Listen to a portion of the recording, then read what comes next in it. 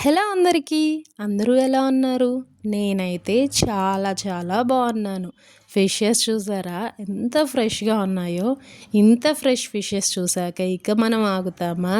పదండి వెంటనే కర్రీ చేసేసుకుందాం. అయితే ఫస్ట్ మనం ఫిష్ పీసెస్‌ని ఉప్పు, పసుపు, లెమన్ జ్యూస్ వేసుకొని బాగా క్లీన్ చేసుకోవాలి. ఇలా క్లీన్ చేసుకోవడం వల్ల ముక్క నీచు వాసన లేకుండా బాగా రెడీ అవుతుంది. చూసారా పీసెస్ అన్నీ ఇలా వేసుకొని ప్రతి పీస్కి మంచిగా మసాజ్ చేసుకున్నట్లు క్లీన్ చేసుకోవాలి. చూసారా ఇలా క్లీన్ చేసుకొని మంచిగా వాటర్తో కడిగేసుకో. అయితే ఫిష్ కర్రీ ఇష్టం ఉన్నా చేసుకోలేక చాలామంది ఇబ్బంది పడుతూ ఉంటారు. ఒక్కసారి ఇలా ట్రై చేయండి, నిజంగా మీరు చాలా ఈజీగా చేసుకోగలరు.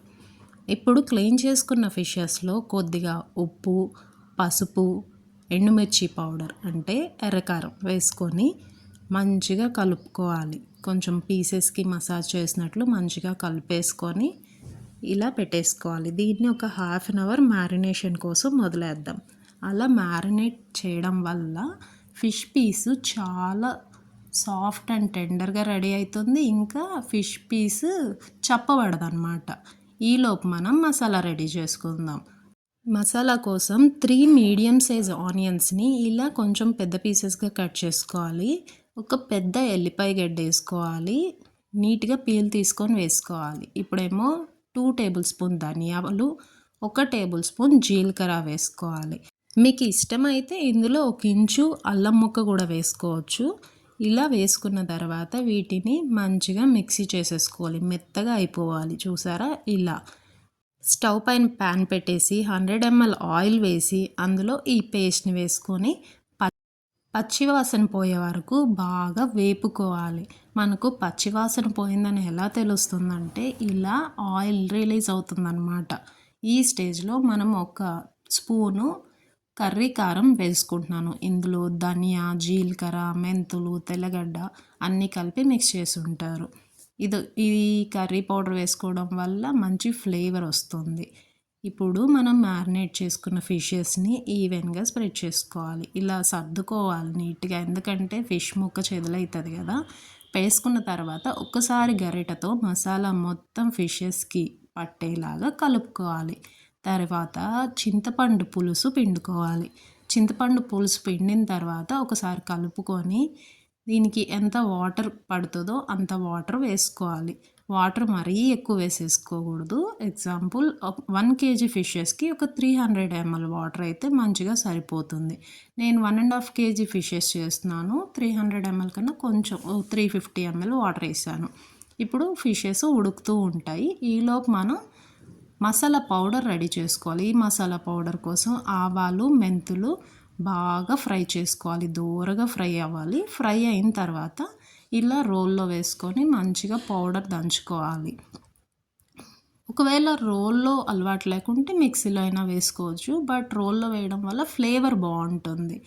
ఇప్పుడు చూసారా ఫిషెస్ ఒక 10 మినిట్స్ హై ఫ్లేమ్లో, తర్వాత 15 మినిట్స్ లో ఫ్లేమ్లో వదిలేసాను. మనకు ఫిష్ కర్రీ మంచిగా రెడీ అయిపోయింది.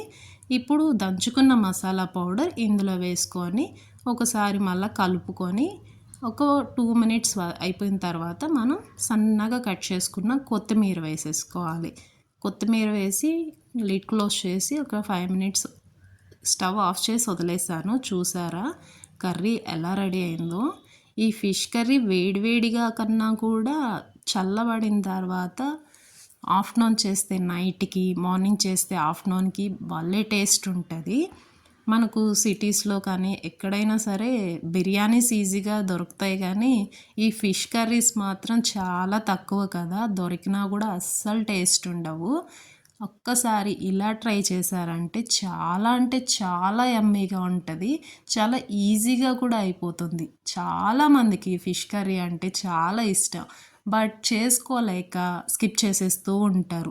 నేను కూడా ఫస్ట్లో సరిగ్గా చేసేదాన్ని కాదు. అబ్బా ఫిషా అనుకునేదాన్ని, కానీ తినడం అంటే చాలా ఇష్టం. సో నాకున్న ఇష్టంతో నేను ఇలా కర్రీస్ చేయడం నేర్చుకున్నాను. ఫిష్ కర్రీస్‌లోనే చాలా వెరైటీ ఆఫ్ కర్రీస్ ఉన్నాయి. ఇలా కూడా చేసుకోవచ్చు. ఇలా అయితే అస్సలు ఎవ్వరు పేరు పెట్టరు. అంత టేస్టీగా ఉంటుంది. గ్రేవీ కూడా చూసారా ఎంత చిక్కగా వచ్చిందో. 1½ కేజీ ఫిష్‌కి 350 ఎంఎల్ నాకు ఇలా చిక్కటి గ్రేవీతో పర్ఫెక్ట్‌గా పీస్ రెడీ అయిపోయింది. అసలు ఎంత టేస్టీగా ఉందంటే చూస్తుంటేనే నోరు ఊరిపోతుంది. అంత టేస్టీగా ఉంటుంది. ఒక్కసారి ట్రై చేయండి. మీకు ఈ కర్రీ నచ్చుంటే please like, share and subscribe. Thanks for watching. Bye.